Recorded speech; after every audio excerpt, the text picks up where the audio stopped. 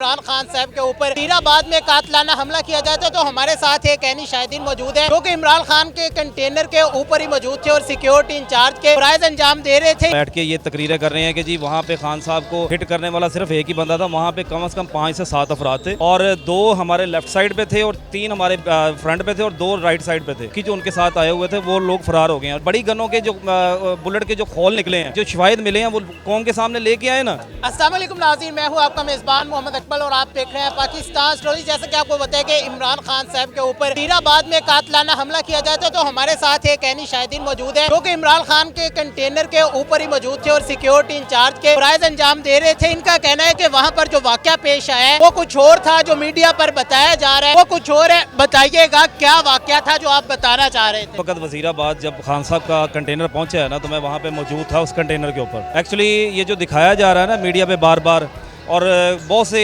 TV channels पे जो imported government के जो नुमाइंदे हैं वो बैठ के ये तकरीरें कर रहे हैं कि जी वहाँ पे खान साहब को हिट करने वाला सिर्फ एक ही बंदा था। वहाँ पे कम से कम 5 से 7 अफराद थे जिनके पास बड़ी गन्ने थी और 2 हमारे लेफ्ट साइड पे थे और 3 हमारे फ्रंट पे थे और 2 राइट साइड पे थे जिन्होंने हिट करने की कोशिश की है। उनका टारगेट बिल्कुल खान साहब थे, लेकिन जब उन्होंने ब्रस्ट चलाया तो उनको ये मालूम हुआ कि खान साहब को गोली लग चुकी है और खान साहब जो है ना वो मतलब इंजर्ड हो गए हैं। तो बाकी जो सामने वाले जो 3 लोग थे वो मतलब बाकी जो उनके साथ आए हुए थे वो लोग फरार हो गए हैं। और नीचे वाला जो बंदा था के हाथ में पिस्टल था, उसने एक फायर किया जो कि पकड़ते हुए हमारा इब्तिसाम जो पीटीआई का कारकुन था उसने उसको रोका है। लेकिन जब ये वाकया हो चुका तो फिर उसने भागने की कोशिश की तो लोगों ने, पीटीआई कारकुन ने और जो मतलब सिक्योरिटी पे मामूर जो लोग थे उन्होंने उसको पकड़ लिया। अब इसकी अगर जीआईटी में अगर सही तरीके से इसकी अगर हो तो ये वहाँ पे जो बड़ी गनों के जो बुलेट के जो खोल निकले हैं, तो उनका क्या मकसद था वहाँ पे पड़े होने का? आधे से पौने घंटे बाद कार्डन ऑफ किया है, फौरन करना चाहिए था। कंटेनर को इन्होंने जो शवाहिद मिले हैं वो कौम के सामने लेके आए ना, पता चला वहाँ पे ब्रस्ट की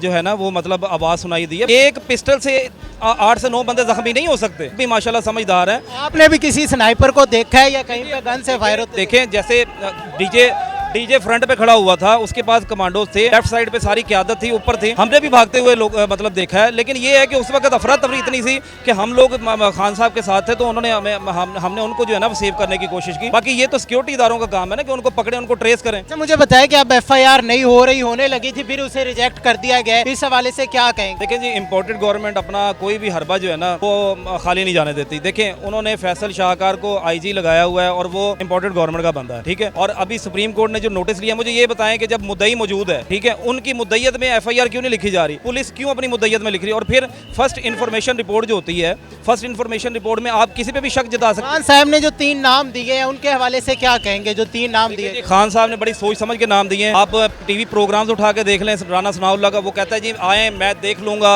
इसको नाकाम बनाऊंगा चाहे मुझे कोई भी रास्ता इख्तियार करना पड़े। तो ये तो खुल्लम खुली धमकी है ना। उसके बाद जो पीछे जो सारा ग्राउंड फराहम कर रही है वो इम्पोर्टेड गवर्नमेंट का जो वज़ीर आज़म बना हुआ है वो कर रहा है। और बाकी जो तीसरा नाम है वो भी किसी हद तक है शामिल, वो भी है शामिल, बिल्कुल है। तो क्या कहेंगे अब FIR नहीं हो रही इस हवाले से? अगर आप लोग इस्लामाबाद जाते हैं तो राना सनाउल्लाह ने पहले ही बताया हुआ है कि आप लोग यहाँ आए, मैंने आपके इस्तकबाल का इंतजाम किया हुआ है। देखें 22 करोड़ अवाम है, 22 करोड़ अवाम में 60% यूथ है और यूथ सारी, मैं तो मौके पे मौजूद हूँ ना। ये मीडिया पे चलाते हैं जी 2000 बंदा है जी खान साहब के काफिले के साथ, मैं मौके पे मौजूद हूँ। मैं देखता हूँ कि कारकुनों का समंदर है, बल्कि कारकुनों का समंदर तो क्या है, अवाम का जो पाकिस्तान को वाकई हकीकी आज़ादी में चेंज करना चाहते हैं, अवाम का समंदर है। अब मुझे ये बताएं, एक अकेला बंदा 22 करोड़ अवाम के साथ लड़ सकता है? जी ये बताएं कि इससे पहले आप कह रहे हैं कि आप कंटेनर पर मौजूद थे, सिक्योरिटी के फराइज अंजाम दे रहे थे, तो इससे पहले आपको कोई कॉल वगैरह आई थी, कुछ पता चला था कि हमला होने वाला है? देखिए 2 दिन पहले थ्रेट अलर्ट जारी हुआ था, लेकिन मैं खान साहब के अल्फाज मैं दोहराना चाहता हूँ कि खान साहब